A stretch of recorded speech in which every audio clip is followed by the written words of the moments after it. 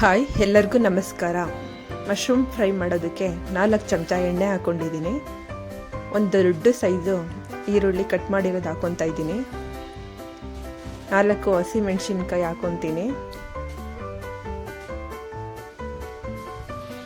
ಇದನ್ನು ಫ್ರೈ ಮಾಡ್ಕೊಬೇಕು.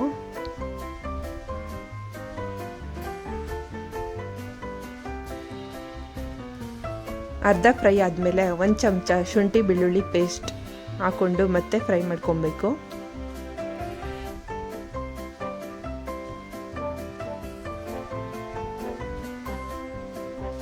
ಚೆನ್ನಾಗಿ ತೊಳೆದಿರೋ ಮಶ್ರೂಮು ಕಟ್ ಮಾಡಿ ಹಾಕ್ಕೊತಾ ಇದ್ದೀನಿ.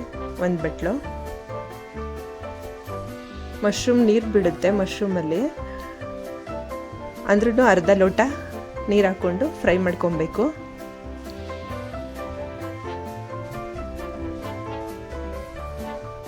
ಅರ್ಧ ಬೆಂದಾದಮೇಲೆ ಮಶ್ರೂಮು 1 ಚಮಚ ಖಾರದ ಪುಡಿ, ಅರ್ಧ ಚಮಚ ಗರಂ ಮಸಾಲ, 1/4 ಚಮಚ ಅರಿಶಿನ ಪೌಡರು, ಅರ್ಧ ಚಮಚ ಕಾಳು ಮೆಣಸಿನ ಪೌಡರು, ಉಪ್ಪು ರುಚಿಗೆ ತಕ್ಕಷ್ಟು,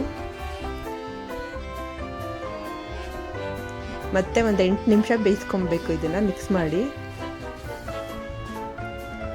ಮಶ್ರೂಮ್ ಬೆಂದಾದಮೇಲೆ ಕೊತ್ತಂಬರಿ ಸೊಪ್ಪು ಮೇಲೆ ಉದುರಿಸ್ಕೊಳ್ಳೋಣ. ಮಶ್ರೂಮ್ ಫ್ರೈ ರೆಡಿಯಾಗಿದೆ. Thank you.